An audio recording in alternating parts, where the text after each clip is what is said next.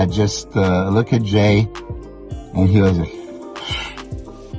fucking monster.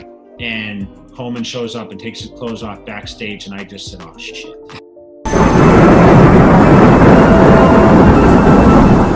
Question is, who is the most impressive bodybuilder I ever seen in my life? And I will tell you, 2003, Ronnie Coleman in my gym for a famous photo shoot. Not for a contest, but a famous photo shoot for Flex magazine. So while I was with there, standing right next to Jay Cutler, all of a sudden, it was like an eclipse. Somebody came through the door, and it was dark. And we look at it, and it was an absolute monster.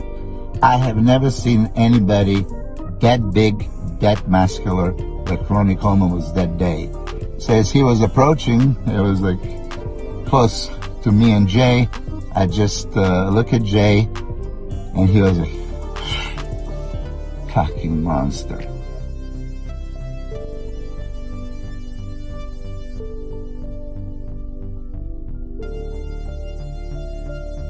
He trained in a dungeon type gym.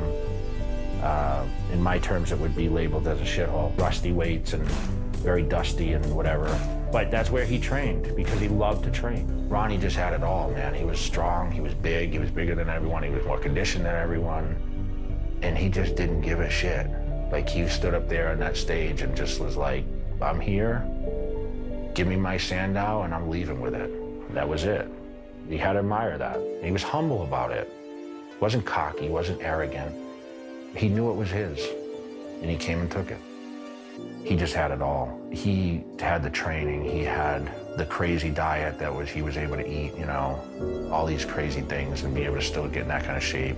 He brought a lot to the table, you know, and he was the strongest Mr. Olympia of all time. Backstage, I was confident. When I went in that show, I said, I'm going to win the Mr. Olympia.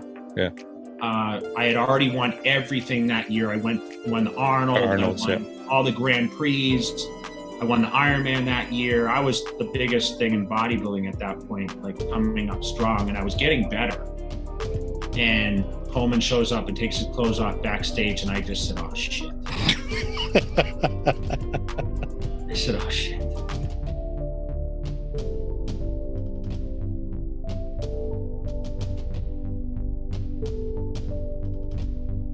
Ronnie trained hard, but did he train smart? That was the only thing that I questioned, especially now, seeing Ronnie with injuries and everything else. It's very sad, you know. It hits hard for me because, remember, I stood next to him and battled him, and I admired the way he trained. And sometimes I wish I could do that. And now I look at it and say, wow, you know, what did it?